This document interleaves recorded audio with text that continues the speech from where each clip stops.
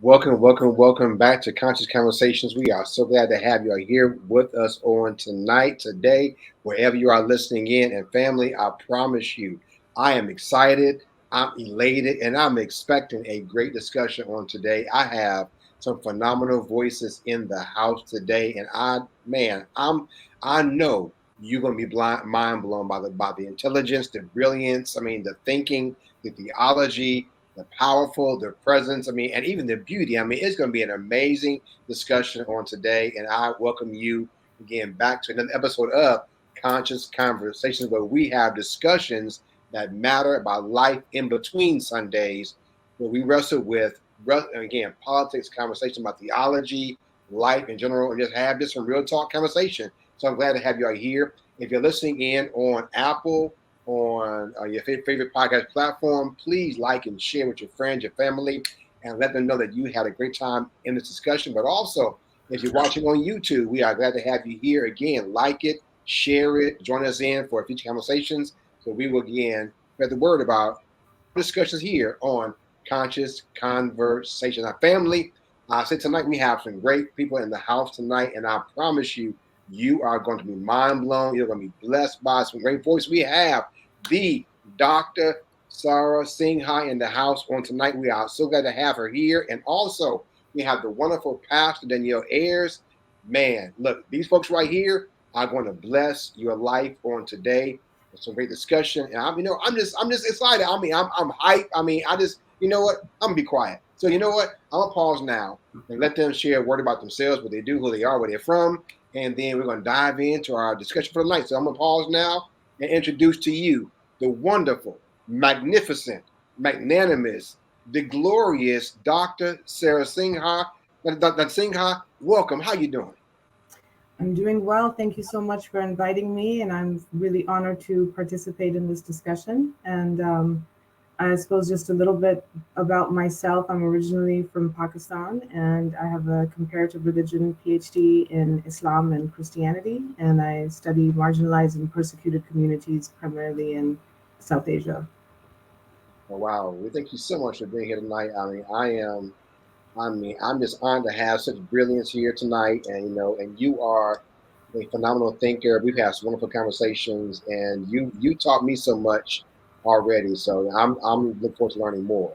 But of course, again, we have one more guest tonight, and this is the amazing, phenomenal. She's also my soror again, Alpha Kappa Alpha Sorority Incorporated, and so I'm glad to have her here tonight. We serve together, and so I thank God for her being in my life as well. And I learn from her every single day. So I want to introduce you, the Pastor Danielle Ayers. Welcome. Thank you so much. I'm so excited to be here and to, I guess, be on this side of the table. I know a couple of times you blessed us on Thales Classroom, our podcast. So that's a shameless plug as well. We can be found on YouTube. And so thank you for this invitation. I currently serve as the pastor of justice at Friendship West Baptist Church, located in Dallas, Texas.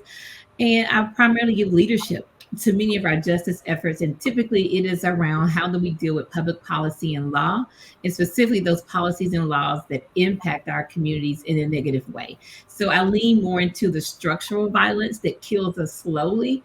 And so it's some rewarding work, it's challenging work. And I also serve as the co convener of the Singular Proctor Conference along with Dr. Iba Carruthers, which is located, Proctor Conference located in Chicago, Illinois. Great to be here. Oh yes. I'm excited. Right now, Chicago, my hometown. Oh, I miss it so. Oh, I miss it so. But yes, again, and I do want to share. Again, she made her plug about family's classroom. But if you're watching, you're listening in, make sure that you take time to subscribe to that podcast. I promise you, you'll be challenging your thinking, your theology, how you view life, and just it will again it'll bless your life in so many ways. And so again, like it, join and subscribe to it. I think you're on YouTube, right? Yep, Um, YouTube. yeah, and whatever your podcast platform you choose to listen to, please make sure you again subscribe, connect, and I promise you'll enjoy it. All right. Well, look, tonight we have a very interesting topic that I want to wrestle with tonight. Of course, we have been watching on social media, we're watching the news about, of course, the conflict that we're seeing arise in Israel and Gaza, and and of course, and this it's so much. Um, and I want to wrestle with tonight and just kind of just invite you all thinking, your perspectives, and pose some questions for conversation tonight on some perspectives on the topic that I want to call untold truths. How do we wrestle with some things that we don't talk about, or maybe even aren't hearing um, while we're watching social media play out, or watching different rhetorical expressions from pulpits and watching news stories. What are some things that we should be talking about in this space that are going untouched, uncovered, unexposed, undisclosed, unwrestled with, and even kind of what are some things that we should be untethering ourselves from when it comes to this topic. And so I do want to share that again, much of what we shared here. I'm gonna borrow Danielle's, her phrase. We aren't saying that these are the answers, but these are no, but they could be an answer, a perspective, an opinion. But I want to make sure that that we're wrestling with this, both intellectually, theologically, because I believe that in this space we have to have an intersection of our thinking and our theology, and make sure that we are wrestling with the intellectuality of the matter as well, and not just leaning into things that we're hearing in the public square. And so that's why I have these brilliant minds join me on tonight. And so what I want to do is kind of begin this discussion, unpacking some ideas around this idea of what are some of the theological assumptions that are looming about when it comes to this topic of Israel, Gaza, the history. What are some of the assumptions theologically that you think and you hear being made, and how do we need to wrestle with that, in this space? Sarah, I'd love to hear your feedback. What are some of those assumptions that you hear, or you think are present in the conversation? Did you ask me that question? Well, go for Oh, it. Take it. Pastor Danielle, you should start. oh. I see what you're doing there. Okay. Well, and to your point, right? Well, first, I want to say that our hearts and our prayers continue to go out to everyone who is impacted, particularly the innocent people who are impacted by this, because we can't forget that, right? And I think and I'll speak from my particular lens, which is what I see myself as being Black and Christian in the world, right? That's rooted in certainly Pan-Africanism, Black liberation theology, and womanist theologies are all of what I use to help me inform how I understand what is happening in the world, in my local community, and in the global community, right? For me, it's very connected. So I think the first thing we overwhelmingly hear, right, in a lot of Christian spaces, and to your point, a lot of people are getting this information from mainstream media, right, which clearly has a slant, right? It clearly has a narrative that it wants to push.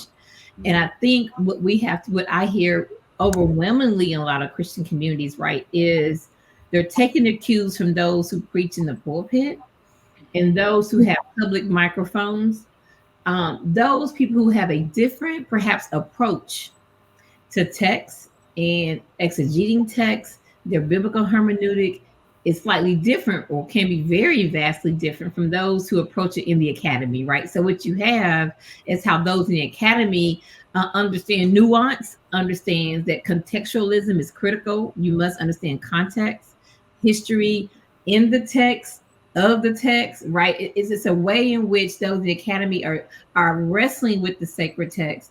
Then you have those in the pulpit, right? And then those who have the microphone who have a different approach to that. which rarely considers nuance and has context, proper context around what they're interpreting when they think about biblical Israel, right? Because that is what you hear overwhelmingly in a lot of Christian pulpits is that, that God said that Israel will inhabit the land, that is their land. Not understanding, right? When you say Israel, understanding Bible in context, you could be talking about a person, a geographical location, or a United Kingdom, right? And not taking into context, right, the ways in which, and we all know this in any area around the world, that boundaries, lines shift and change through wars, right? Through land grabbing. So Israel has expanded and contracted. Even in our biblical text, when we read that, we see where Israel borders were small, then they would expand depending on what kind of who then occupied the land, right? Whether the Syrians, Babylonians, etc. So, we can think about that in another context. You look at the island of Hispaniola, at one point was now considered Haiti had a larger portion of the land, right, of the land mass on that island. So I think we just do not like to deal with the nuance and deal with the real history of the text we're talking about.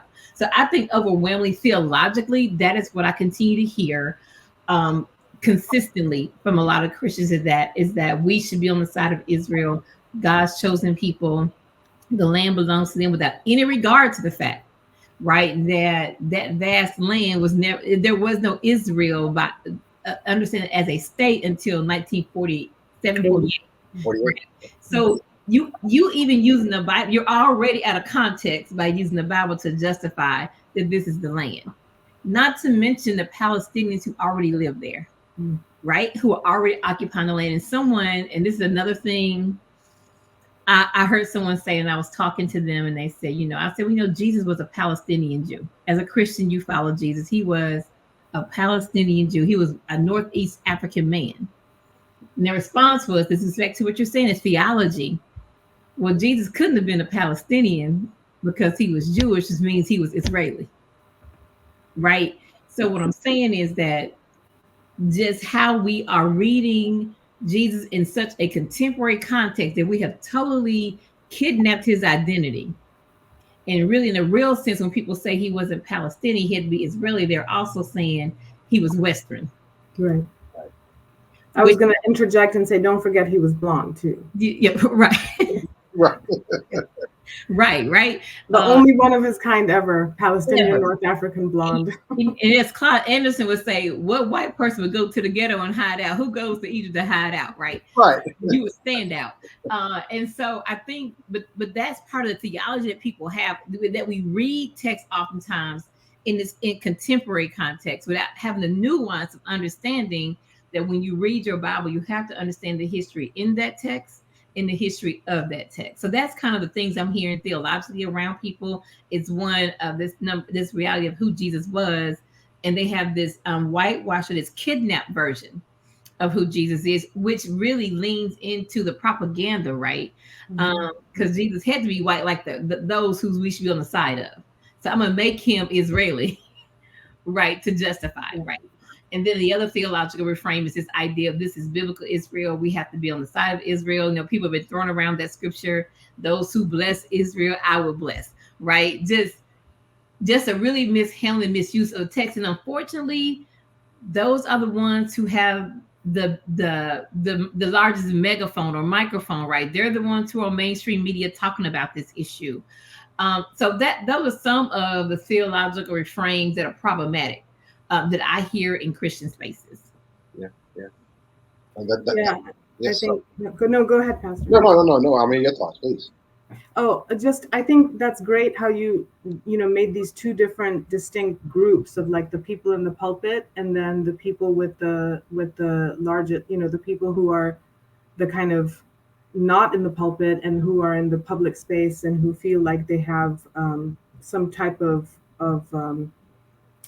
deep understanding of what is going on. And what tends to happen is I think there's a lack of education in both spaces. I mean, that's the simple thing is that religious people are deeply undereducated about their own traditions and about their own texts.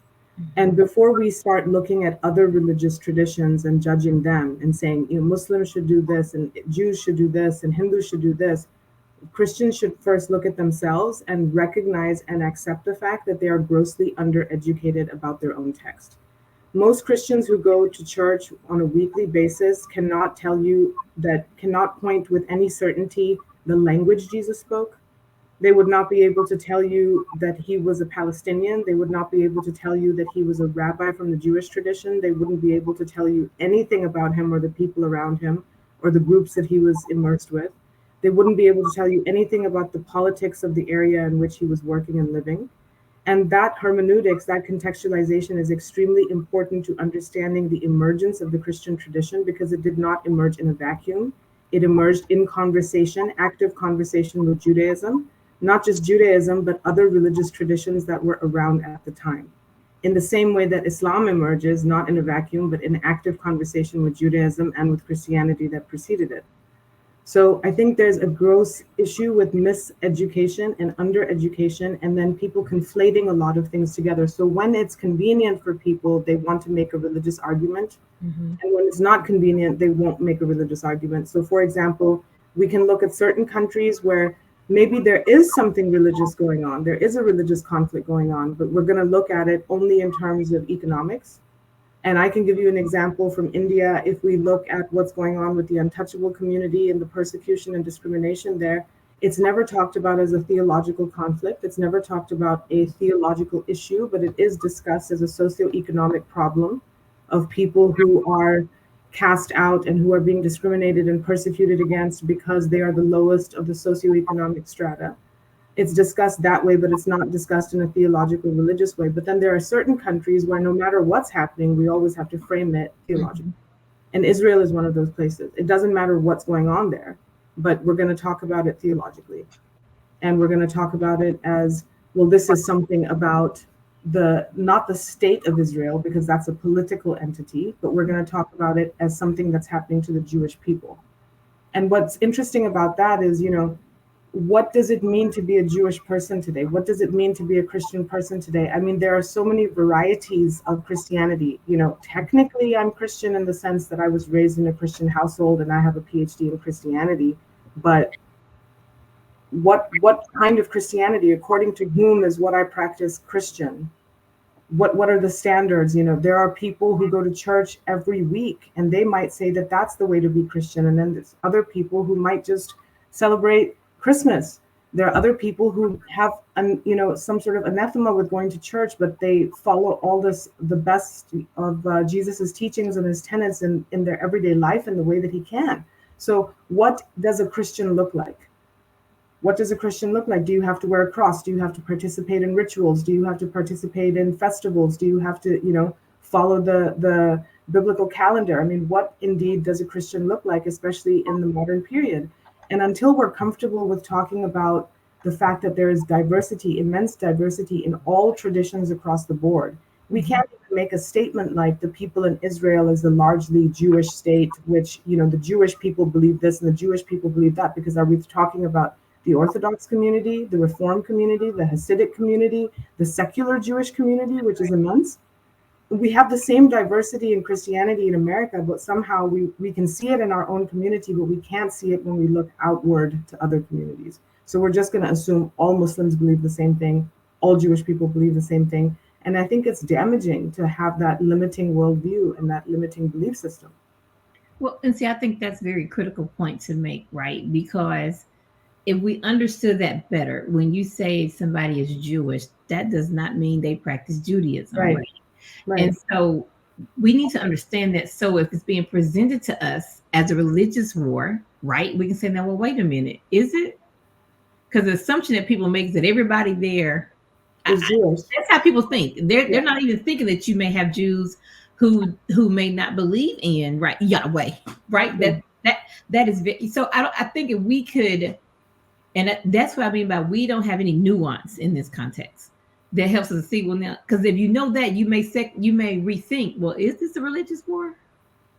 Right. You have to ask more questions. And that's one thing I don't think is that we don't ask questions. We hear this narrative over and over again, and we just buy into it and perpetuate that. not to mention the ways in which we're now starting to hear in these some spaces. I'm hearing people read, they're imposing, the book of Revelation in this moment too, right? Yeah.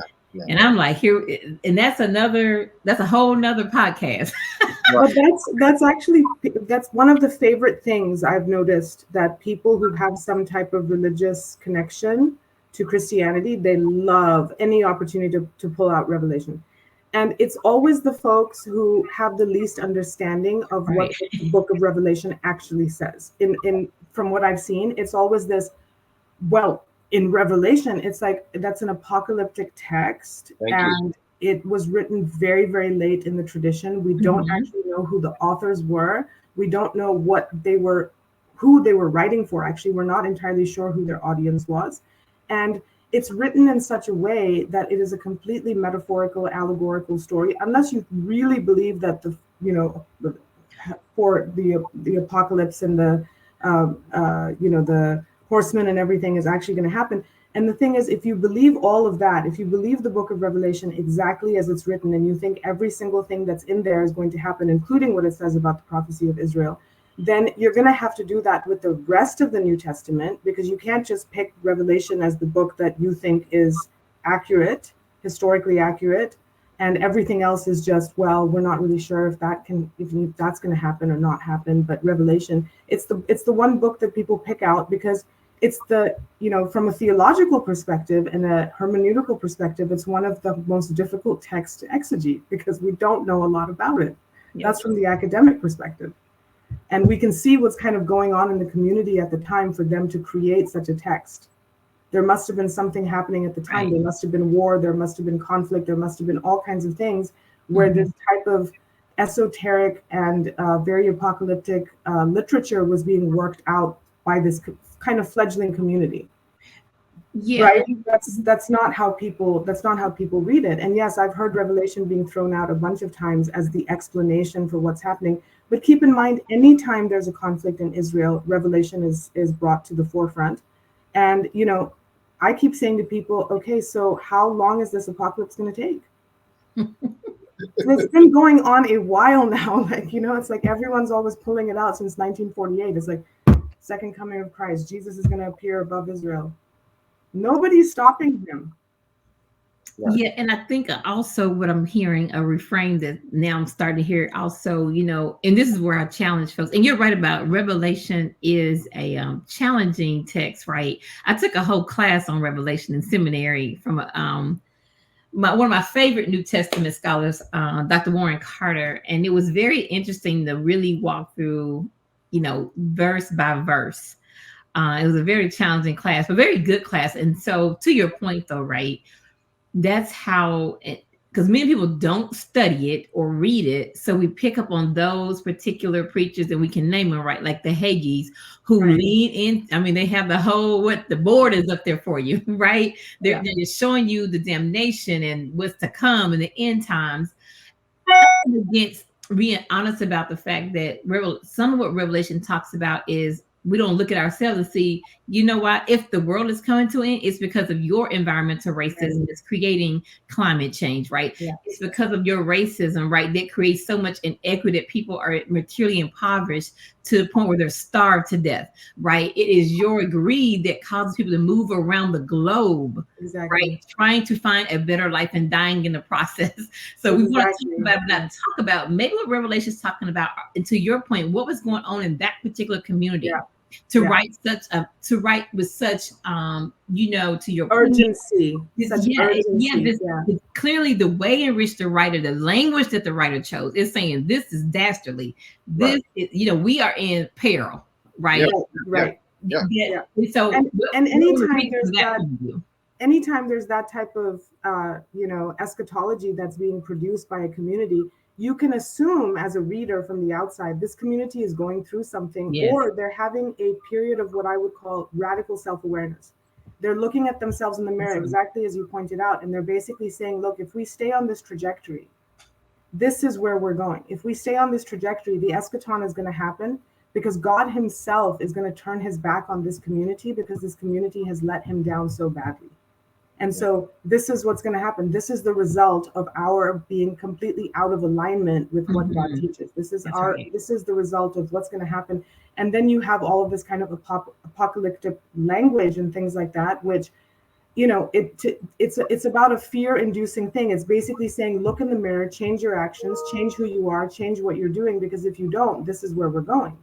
I don't think it's meant to be something that, you know, you can set your clock to and say, well, in 2024, October 9th, here you go, here come the horsemen. You know, it's not about that. I think it's supposed to be a text, at least when I read it in seminary, it's this self-reflective text that is the process of becoming a better Christian. You are supposed to keep Revelation in mind in terms of what is it revealing to you about yourself and the way in which you have let the Christian community down and you have let God down by not being a vibrant and robust example of what it means to be a Christian in the world, the lived experience of being a Christian in the world, Christ-like in the world.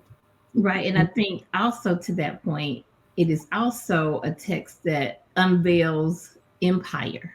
Exactly. In the ways in which empire uses power over people, right, to destroy people. Yeah. And so I think we don't want to read that though, right? We don't want to read Revelation from that standpoint, because if you read it from that standpoint and you then impose that onto what's happening in Israel right now, see, then you have to take a different approach. Then you have to ask yourself, whose side should I really be on here?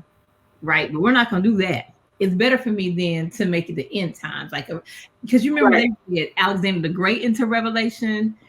Ronald Reagan felt he was the one, right? When he brought down the, you know, it's.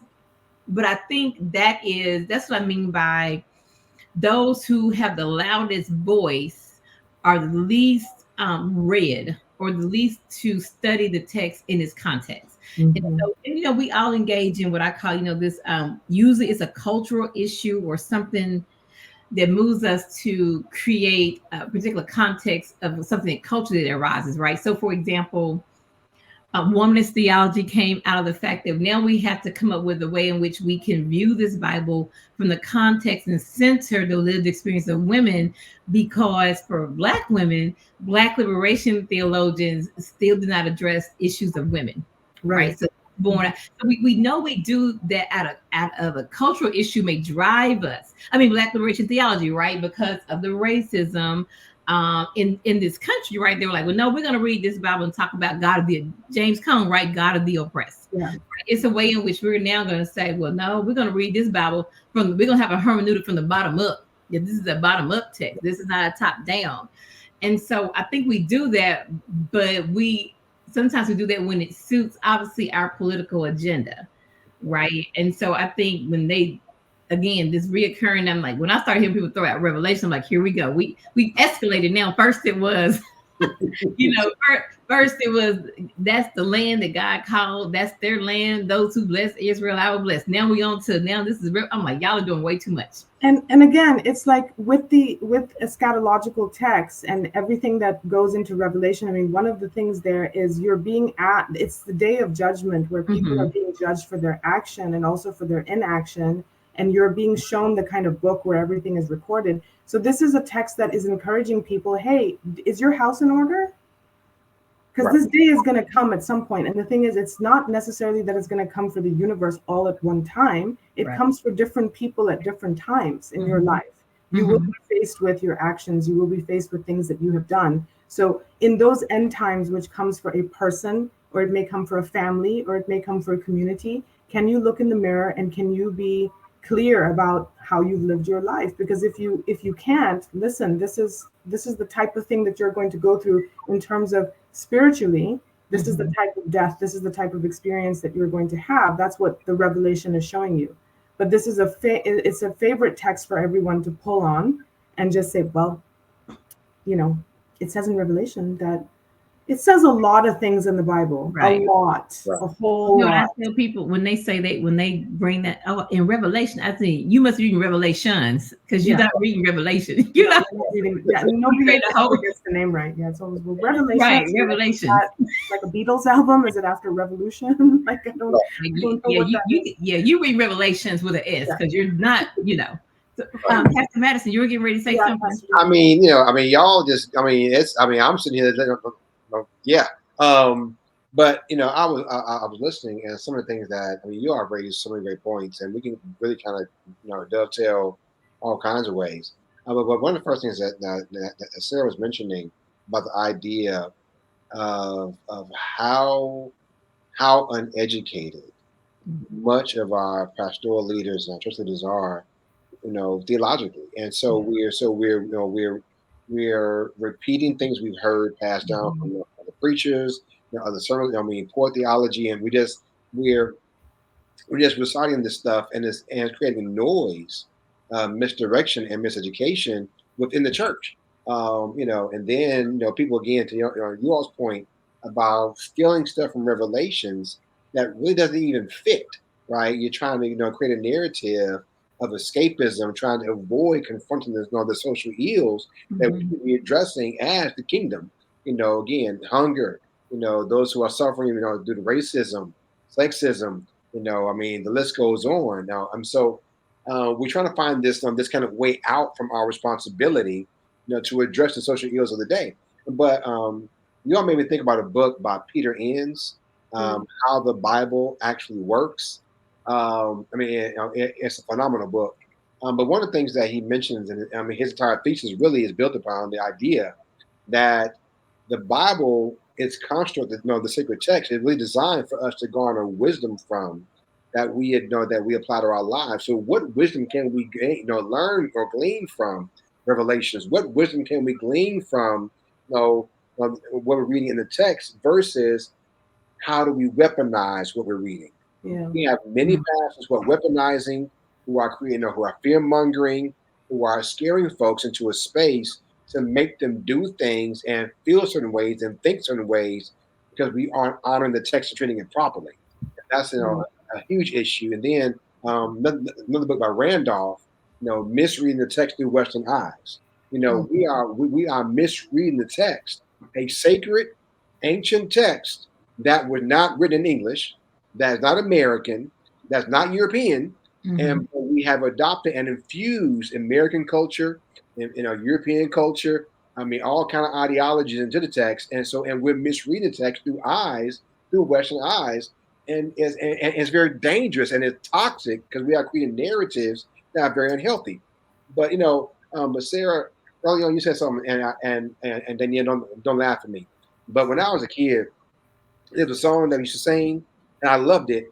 Father Abraham had lots of sons, and lots of sons have Father Abraham.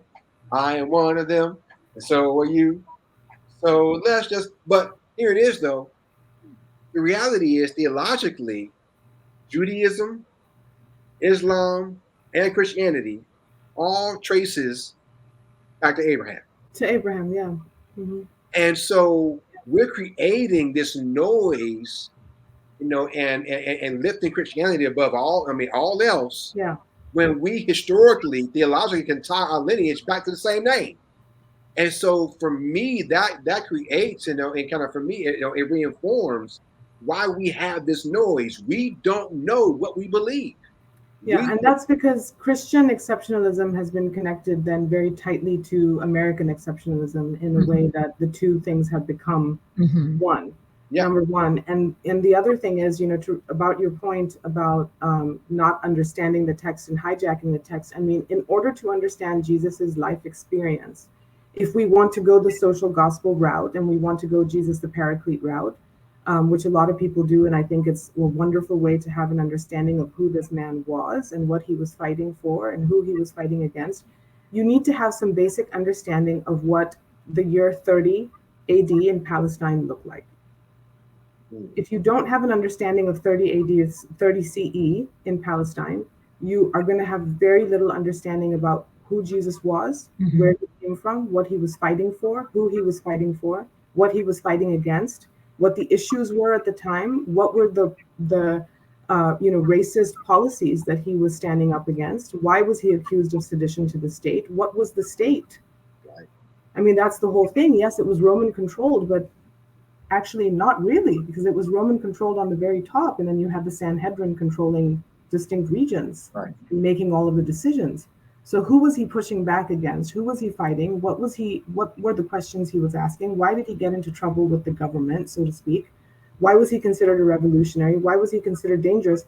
If you don't have an understanding of what was happening in Palestine in the year 30, then you're just going to miss it. Mm-hmm. Yeah, yeah. Yeah, I think that goes to that's so excellent, right? Because I think that just again it goes back to you have to understand the history in the text to what you're that's what you're speaking about, right? Yeah, yeah. Is it what was happening in because it was Jesus was a real person that walked the earth. He was He a had a real person. real lived reality and a real lived experience that influenced, in my opinion, his life, his ministry, and his mission was directly tied to how he understood what was happening to him, Right. right? What was then being imposed on this brown body. I always say black body. I'm looking at Good Times season 1, episode 2, Black Jesus on the Wall. Right. Is this idea of he understood what was happening to him and he's responding to that. He is pushing back against that. He is to your point, he was a revolutionary, right? And I also think you said something earlier as you were talking, or maybe Reverend Madison, you were talking about this about us reading our Bibles, and a lot most Christians don't read their Bible. That's not even. I'm not being funny about that or being coy. A lot of Christians simply do not read their Bibles, right? So then they're left with hearing people in. So we're in Texas, right? So for us, I always say Texas is the buckle of the Bible Belt. Right. Texas is indeed the buckle, and there is a theological defense system, and that's connected what you said earlier, Sara, is this combination of American exceptionalism being intertwined with Christianity. And so oftentimes that theological defense system that even many Black preachers uphold in Texas is that theological defense system that sanctions slavery, Black codes, Jim Crow segregation, and state-sanctioned violence today. And we have not deconstructed that. We have not torn that down. We not have burned that up. We still hold on to that, which is why we are saying the things we're saying now, not understanding that a lot of what we preach and teach is not Bible, but it's a political message. We would name it that way, but it is because that theological defense system is set up to where you maintain the status quo and where we're clear about certain people remain in power and maintain power over the masses. And Mark Twain writes this really good book called God in Public. Mm-hmm. Excellent text. Because to your point, is really talking about how for many people, Christians in America, the Bible and God are iconic figures, not necessarily religious figures, right? It is more iconic. We're going to swear on this Bible in court. Put your hand on this Bible when you're being sworn in for the presidency, even though most of your policies and laws that you're going to do are going to be completely to destroy humanity and that you don't have to recognize people's humanity through your policies and your laws, right? And so I think it's so important to understand the context so you can say, because if anything, you should be able to say, oh, well, I need to be like Jesus, because clearly what I see over here is not right.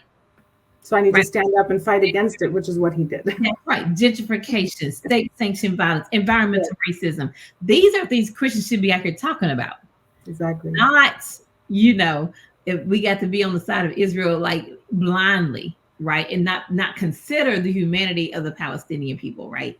And it's interesting, and I won't go all off into this, but I heard you say that, I think, Reverend, you were saying Christianity, Islam, and Judaism traces back to Abraham. And I would even say we have to go back even further and talk about ancient, even specifically ancient Egyptian religion, right?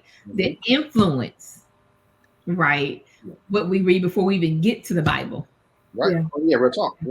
And that's really a conversation that we don't have. Oh no. We don't wrestle with the historicity of our belief system. And then we definitely don't want to go back that far, right, and have a discussion about African spirituality. That's right. And just really the emanation and what here it is and what pre-existed before Christianity. That's right. Mm-hmm. We don't want to have that discussion because Sumerians, Babylonians, Egyptians, Semitic, right? The cult of of Mitria and Mitris, That's right. the fact that the concept of a virgin giving birth to a child pre-exists Christianity by That's thousands of years. right. Crucifixion does as well. I mean, just so many things, because Christianity, you see that it's the pure religion, so we cannot possibly have stolen anything from anyone or amalgamated anything from the Right. people around us, because it is the one pure religion. I've heard that a lot as well in my time being in theology schools and things like that. Yeah. And what's the difference between Christianity and all other religions? Christianity is the one true religion, Right. according to the people who are colonizing others, taking their Right. traditions from them, Exactly. forcing missionizing and evangelical activity on That's them, and right. forcibly converting them to Christianity. It's the one true religion, because that's exactly what Jesus would have done, right?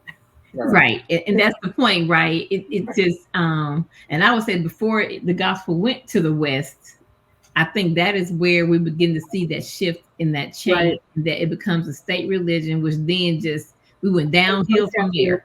Yeah. Yeah. Like it was downhill from there, right? The Crusades. I mean, we can just name it. Oh yeah. And I was reading this book. It was called "How Africa and Africans Shaped the Atlantic World." I think it's by John Thornton.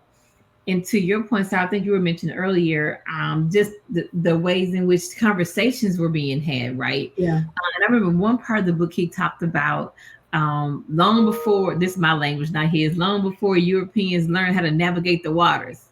And before they found themselves to what we now call the west coast of Africa, right? That our people already had well developed civilizations, culture, language, and understanding of the divine. And when the Europeans found their way, he's talking about there was an exchange. Like they were talking about this deity who was God, and having a good exchange until right at some point in here, the Europeans begin to see that there's money to be made here. We can trade these bodies for these goods, and how the slave trade started, and how they were able to then shift and say, okay, they started, because of course in African tradition, a lot of it's oral, even to this day. Even if you're an Ifa and you're getting initiated, it's like you don't write anything down. It's heavily oral, and so the Europeans begin to write down, the codify in text, and then tell the Africans, if you say something outside of this text, then it's of the devil. We're going to demonize it, right? And so I'm saying all that to say that it was always this understanding of we're going to have an exchange, a healthy exchange of what I believe, what you believe. But when you then use it to dominate, to have power over, and to demonize, and I think when that started happening, that never stopped, and it continues to this day. And unfortunately, some people who come into Christianity who are non-white, continue to preach that message that is very harmful to their congregation, which is why they can then look and say they don't have to support the Palestinians. We must support Israel at all costs, and that the president is doing the right thing, and that it's all Hamas' fault, right? Then and then I understand what happened with Hamas and how that even came to be, right? And not understanding to think that everybody that's Palestinian is Hamas, and that's how people are thinking about it. Yeah. And so because you're following this line of theological discourse that is, one, inaccurate, number two, is antithetical to the Christ that you say you follow. This is so antithetical. Right. And how people are missing it, I don't understand. Same thing with the border crisis, right? So you think Jesus would put up a fence, not alone a fence, but put things in the water that drowns people, that it causes women to abort babies because they're caught in barbed wire. You're telling me that Jesus would build that wall and do that? And because these are many Christians who are saying, don't let them in, don't do this and don't do that, right? And we have our Matthew 25 text says, right? I'm trying to figure out, how do you all reconcile this? You don't read it. You're not reading your Bible, or you have a very poor interpretation of that. And unfortunately, those of us on this podcast and others who think like us, we're just not on that. We don't get the mainstream platform. We're not going to get on these networks. We don't. And so that's why I think like this podcast and many others, we have to use social media the way we can to get that narrative out there. So I think we have to counter this narrative that is so powerful and strong at this point. You will have people wanting to really, get angry with you, right? When you try to tell them, well, no, you have to think about it this way. Have you considered this? Have you considered the real history? Have you read this? Have you, Well, you know, yeah. yeah. I think what you're saying too starts with the beginning of the misconception is something Pastor Damien and I have talked about a lot. The beginning of the misconception is this story, this narrative, false narrative. Jesus was the son of a carpenter. In other words, he was an uneducated person, illiterate, didn't know anything. Where are you getting this from? Mm-hmm. Right. I mean, at the age of 12, he's in the biggest temple, the most powerful temple in his community, kicking people out. He's not arrested. He's not thrown in jail. Nothing happens to him, which means he comes from a prominent family, probably a family of rabbis. He's extremely well educated. Mm-hmm. He has social standing in society because otherwise nobody can go do that without any repercussions whatsoever. What gives a 12-year-old boy, a 12-year-old child, the right to go into a temple and basically kick everybody out and say, you need to get out of here, you've made my father's home a den of thieves? Unless he has some power, he has some privilege, he has some education. Nobody knows the text better than Jesus does. He knows the Torah extremely, extremely well. This is not an illiterate person. The references that he throws out, the parables that he uses, the language that he uses, the Greek that he uses, the Aramaic that he speaks, they all point to a highly educated person who has plenty of knowledge about books around him, plenty of knowledge of the texts around him. He's very well versed in his own tradition of Judaism. And, it starts out with, if you believe that the founder of your tradition was an illiterate, uneducated person, then you don't have much need or gumption to get educated yourself. So that's the first thing that needs to change, is Jesus was a highly educated person. And he was a rabbi and he was a teacher. And you didn't become a rabbi in those days just because you wanted to. There was a process by which a person was made into a rabbi or given that privilege in society to teach others. And, just like if you read the text properly, if you read the Greek handbook with it, by saying that he was the son of a carpenter, the carpenter being somebody who molds something out of wood.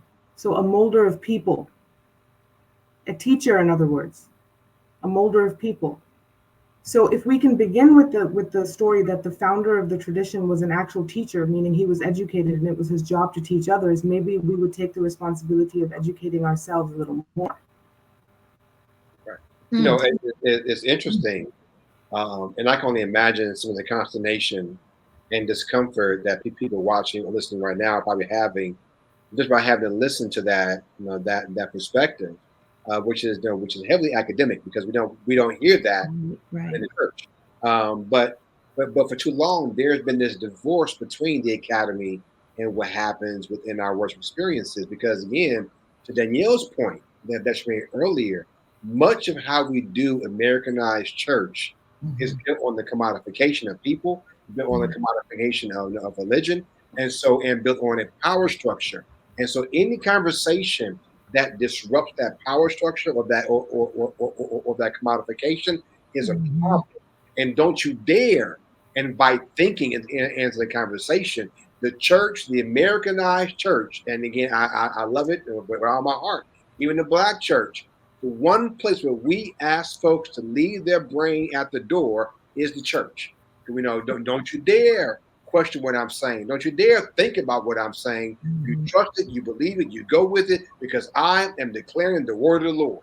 But here's the problem. But the Bible talks about our mind over and over again, thinking over and over again. So why do we divorce it? But then to Sarah's point, and I love how you unpack that, we read about a Jesus. Here it is, a Jesus who spoke Aramaic. We're reading it in Greek. We wrestle with it now in English, who was quoting his Hebrew scriptures.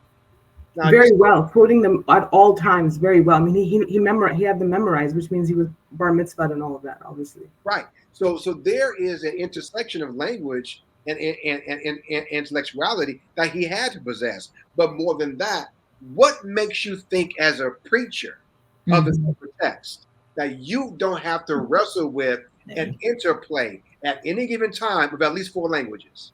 So when I get to preach and I'll say something, I better make sure I've done my homework and I'm wrestling with the context, the history, the language, The Greek, the Aramaic, yeah, all that. all that stuff, because we're and then but more than that. And so but the danger in the commodification is we begin to weaponize the narrative because we have to maintain our power structure. That's right. There was a book by entitled Jesus and John Wayne. Right. Yeah. Amazing book. And Yeah. she unpacks how that very power structure has been working aggressively, willfully to maintain that power structure. Yeah. And so these kind of conversations we have to have, and then watching in a public square, people are reciting and retorting stuff, and just declaring, just scripture and misapplying it and misusing it and creating fear, creating subjugation, oppression, and we're dismissing. And here's where my heart breaks. We are dismissing the humanity in the conversation. I mean, Danielle, and you hit the nail on the head. How can we support atrocities that are killing babies? How can we support even border policies that are murdering lives who just want to be able to live? How do we support again and not go there? This policy in general, that's prohibiting and precluding access to food, access to shelter, access to life and existence. And so we have a problem here because within even Christianity, we are dancing right around Matthew 25. Because hey Jesus, what's greatest commandment? Okay, the Lord your God, all your heart, soul, mind, your strength. The second, likened to it, love your neighbor as yourself, which means it's one commandment, two parts. But then goes on and says, and the entire law and the prophets hang on these two things. Yeah. So flat out. And we don't stand a chance. Right. Because no one's ever been able to do it. And I mean, not being facetious, I'm being absolutely genuine. No one can do it. But he has been the first and last person who can actually do it. Because when he's asked who's the neighbor, 77 times 77, I mean, no one can do it, right? No one can truly love another person the way they love themselves, treat another person the way they love themselves, no matter what that other person looks like, acts like, behaves like. So, I mean, can I really love, the rapist the way I love myself? Can I really love the sexual assaulter the way I love myself? Can I really love the domestic, abuser the way I love myself? I'm going to be honest and say, no, I can't. Yeah, I think that is the real, and I think that's what this journey is all about in my estimation, right? Is that we may never achieve that. And I call that agape love, right? Right, and that's agape, yeah. And many of us, some of us may get there, I don't know. But I think that's the part of the journey, right? Particularly as Christians, like that's part of our Christian journey is how can you continue day by day to grow into that agape love? Yeah. And it's a process, right? Yeah. And not only that, gosh, I just had a thought when you all were talking, it was so good at what you were saying. It totally slipped my mind. You were talking about Jesus educated. I said we're all in trouble, maybe, because no one can do it. Definitely all in trouble. Yeah, we're all in trouble. Maybe it was going back to when you were talking about, Damien, about, this idea of maintaining power structure. Oh, yeah. They don't want you to question and to think. But, I knew I was going to say, see, this happens when you get older, it slips, then it comes back. I think going back to what you were saying, it's this idea of you can't love your neighbor as yourself and it don't look like you, because Dr. Eddie Glaude says we have a value gap in America. And I think it's globally, right? Where we value people based on, who they are. So if I think you're less than I am in this human value hierarchy, if you're underneath me, it is again, it's that William Augustus Jones, right? That faulty sociology with that faulty anthropology that then leads to a corrupt theology, right? So first you kind of how you think about me. I would the instruction order my society, my policies, my laws, etc., based on how I value you. Right. Say that this is the will of God. And that's that theological defense system I was talking about earlier, right? So you can't love your neighbor as you love yourself because you don't even see them a neighbor. Right.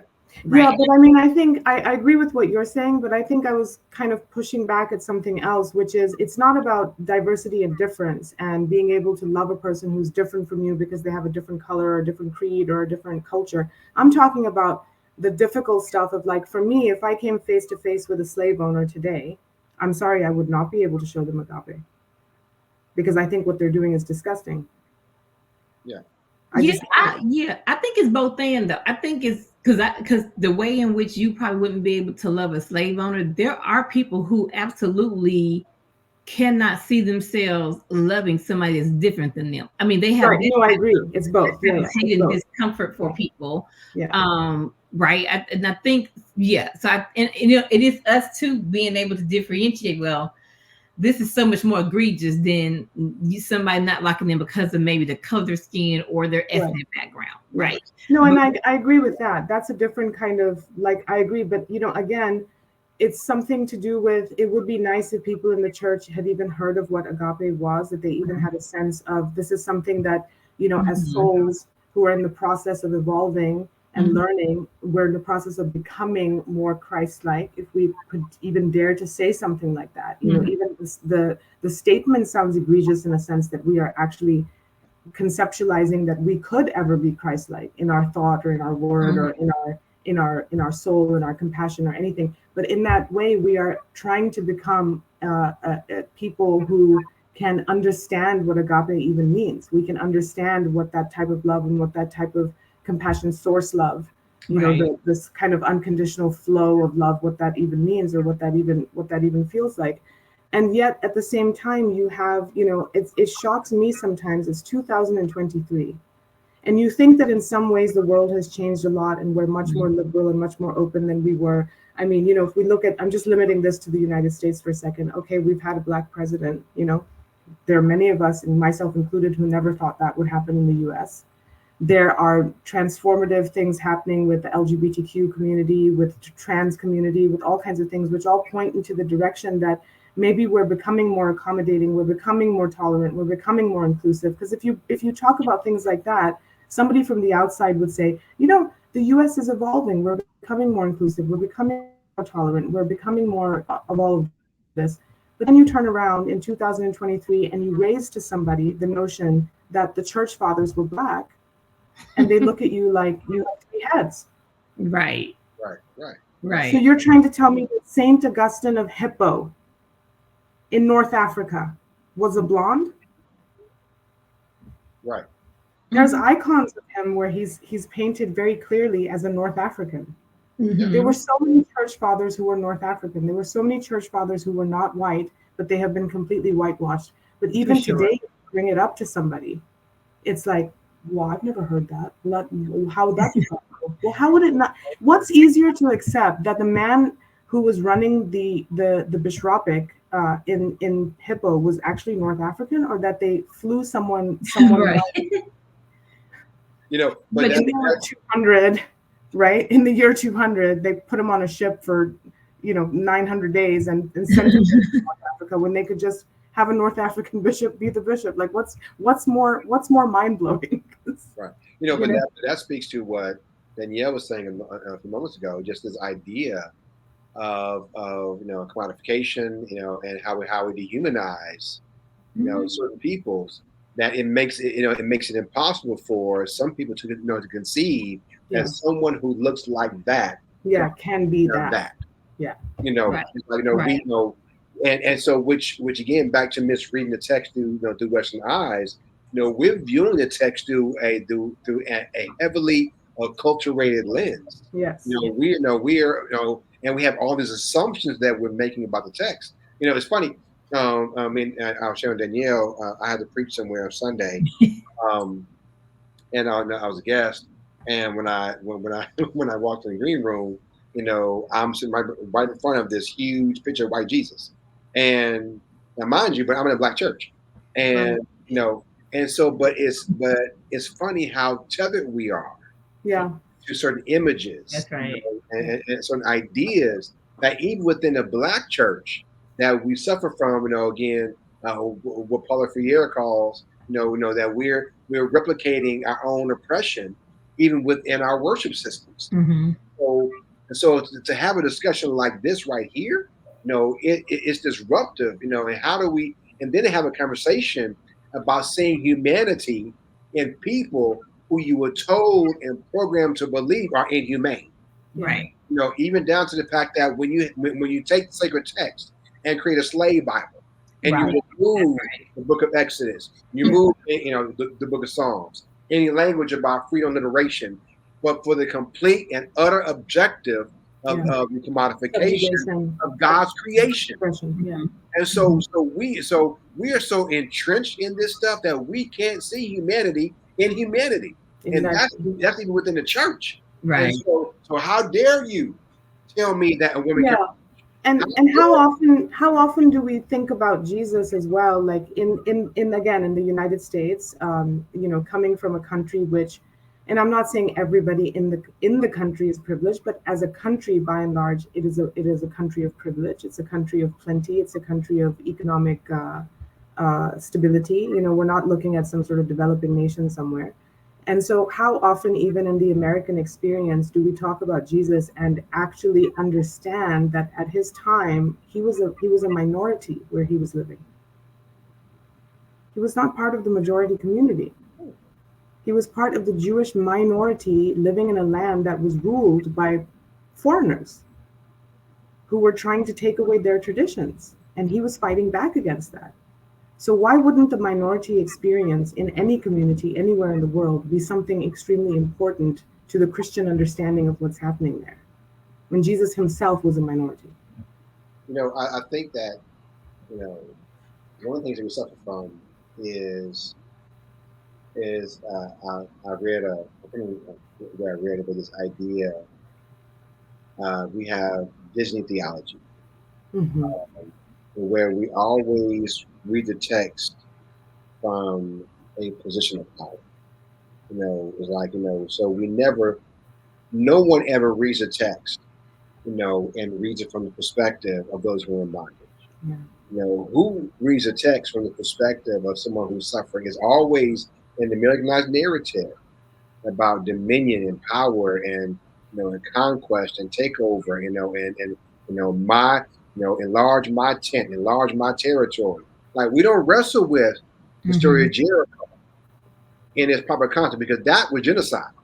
I mean, when they got there, there were already people there.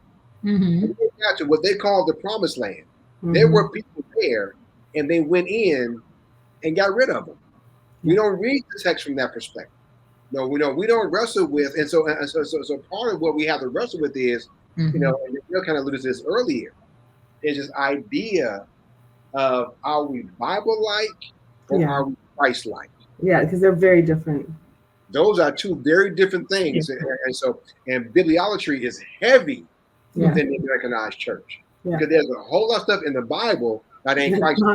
Right, exactly. Yeah, and I think to your point, in this also, American Christianity is something in and of itself. Yeah. Right. That period. That right. Yeah. No, Because not so many people. Because to your point, Sarah, you were saying, yeah, we have our issues here in America. But by and large, it is a place of privilege, opportunity, and a land of plenty. Yes. It's just a matter of who's deciding who's deserving and entitled of the plenty.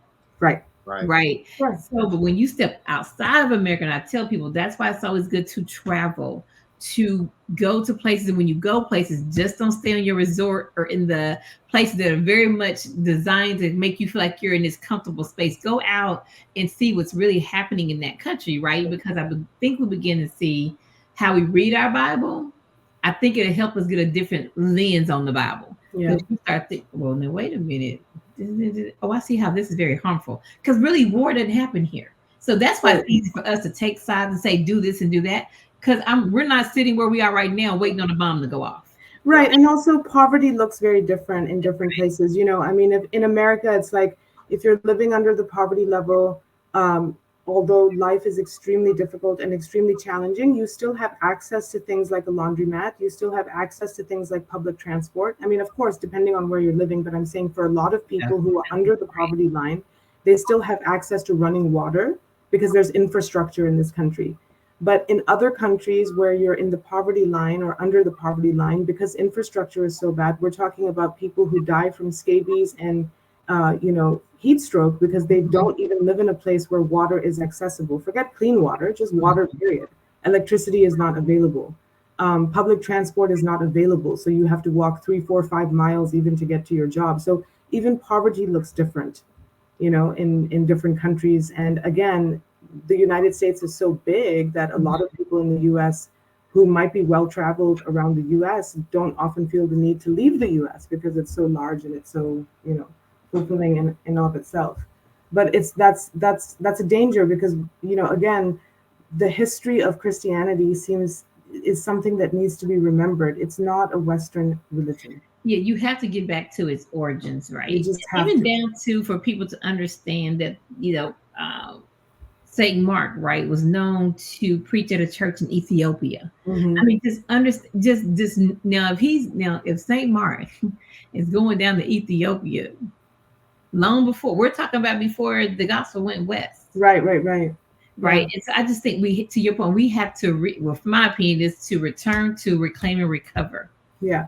Like the real true origins of Christianity and not be afraid of saying that, this also existed prior to Christianity. Yeah.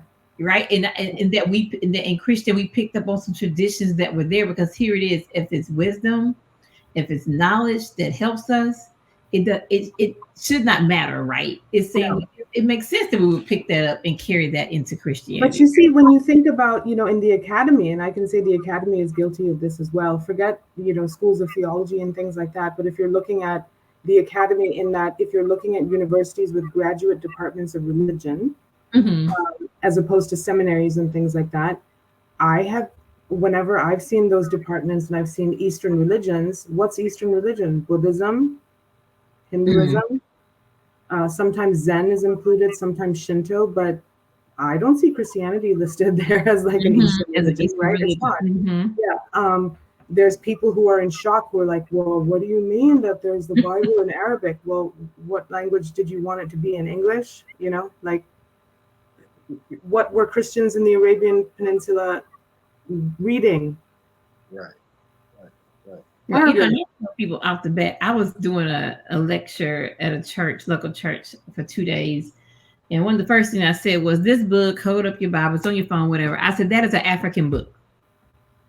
Here, you can't deny it was where it was produced. Right. It was a Northeast African context. Yeah. And this reminds me, when you all were saying earlier about the church fathers, a couple of them had white mothers, African fathers, right? Yeah. But they were definitely not white. Yeah, no, of course. I was in class one day. This was when I was an undergrad did my MDiv, and the professor's rattling off like Tertullian, Origen, Augustine, etc. He goes, can anybody think of maybe some African church fathers? I said, well, you just named 4 of them. Right. And like the entire class kind of looked and froze, right? And he just looked at me because he knew if he were to say I was not right, I was going to pull out my little old map of Africa. Right. Exactly. Right. And then there's the desert fathers, Yeah. The desert fathers and mothers who started the entire monastic tradition. They were none of them white. None of them white. They all came from Egypt. Yeah, and they went into the desert in Scetus, which is very much in the center of Egypt. So what did they just transport white people? Right. So to your point, the academy also is guilty, right, of perpetuating that, and that we have to be in those spaces to correct that, and then also making sure those of us who are not seminary, people who are not seminary trained, who are preaching and teaching, you got to look at what tools are they using. Right. So a lot of their study tools are going to be John MacArthur commentaries, etc. Right. Mm-hmm. So it'll keep being perpetuated if they're not willing to look at this and say, because they may see it as heresy to get rid of those commentaries. Yes. Oh, yeah. And it's like, no, you need to throw that out because the very people and to see the connections, right? So if I'm able to see, okay, if we're saying that Israel's able to control, whether the folks in Gaza have electricity, internet, food, etc. Well, now where you live in America? Oh, really? Okay. Do you have grocery stores where you are? Do you have public transportation where you are? Are your schools where your children go, do they get adequate funding? Right. Seeing the connections that white dominion is global and that it's a system that is in place. And until we can begin to step back and say, maybe I need to read this Bible a little differently, because if I do, it means I actually ought to be pushing back and against what's happening to me. And it's a real system that is doing that, and not allow someone to tell me from a biblical standpoint or from a theological worldview that I'll not focus on that. We all focus on Revelation. Said one day this is going to all be over and Jesus is going to return to correct all of this, up and against. No, your Bible is telling you you're responsible for correcting this. Right. And in very basic terms, I mean, I think in just very easy layman's terms, before we get theological or biblical about it, it's just a simple thing. Happy people who are happy, people who live in communities that are happy, don't bomb other people. There's no need. If you're happy, if your needs are being met, if your children are safe, your wife is safe, your home is safe, you have a good job, everything's fine, there's no reason for you to get a missile launcher and try to blow somebody up. So what would cause, has anyone asked the question, what would cause the people in Gaza to be, what would cause the Palestinians to attack? Because happy communities don't attack others. So there must be something happening that is causing them discomfort or upset or whatever, that is then making them retaliate in such a way to attack others. Because how often does it happen that if you're in a happy environment and you're in a happy place, who attacks somebody else?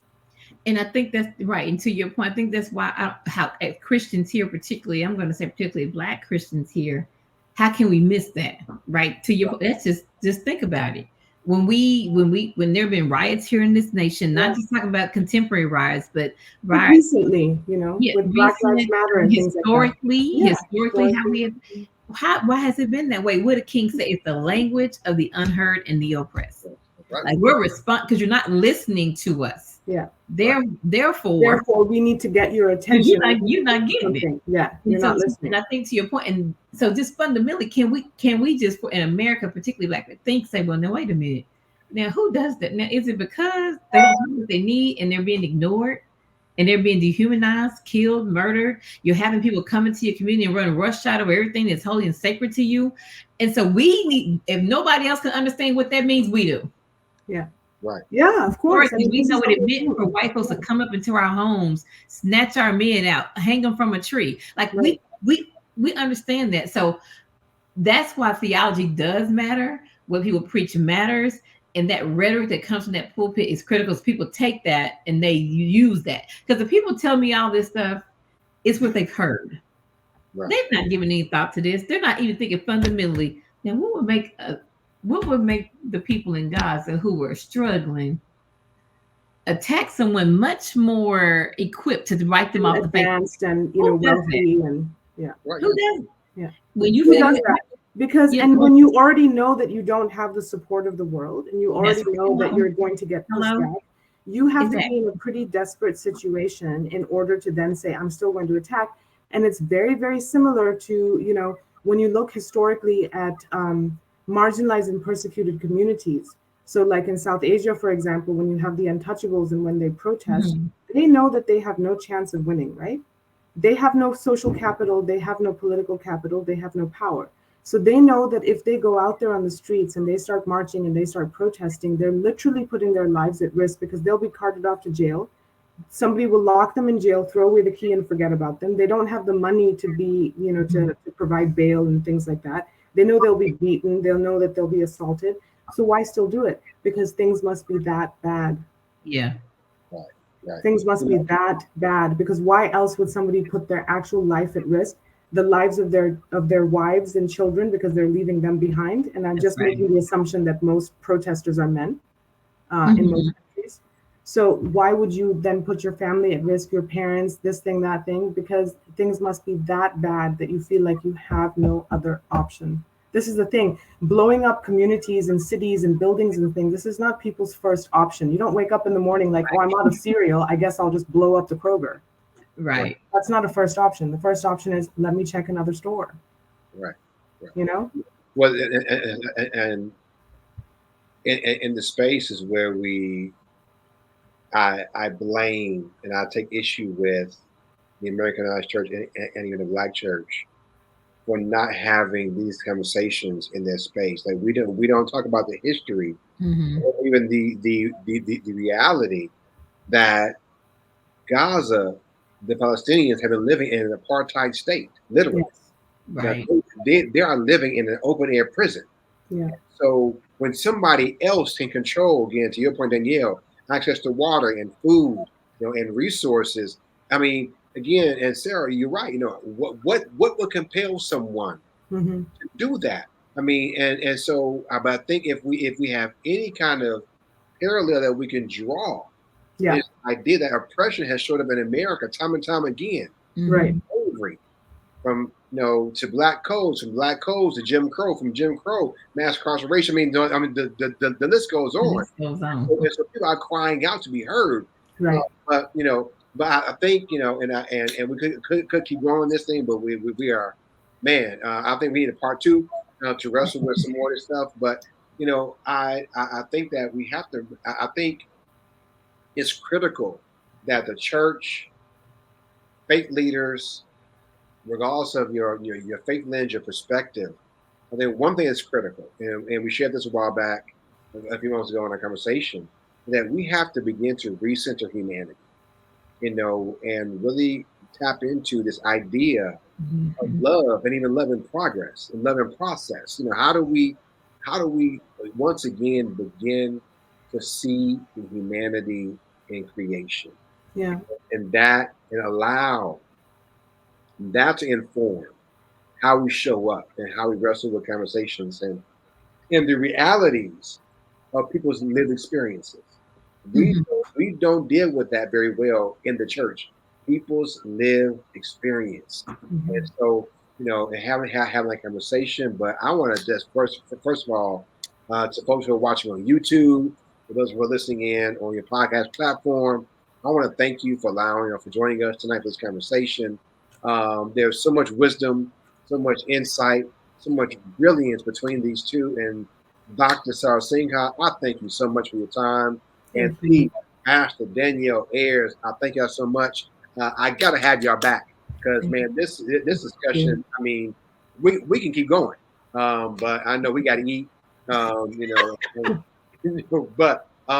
But here on this platform on Conscious Conversations, we try to close out with a thought that you want to share about a challenge or inspiration to help us to wrestle with our conscious, our Mhm. thinking, our theology, as we try to live this thing out between Sundays. And so, this is Dr. Sara. I'm going to let you go first. What do you want to share as more of a challenge or inspiration to those who are listening in on tonight?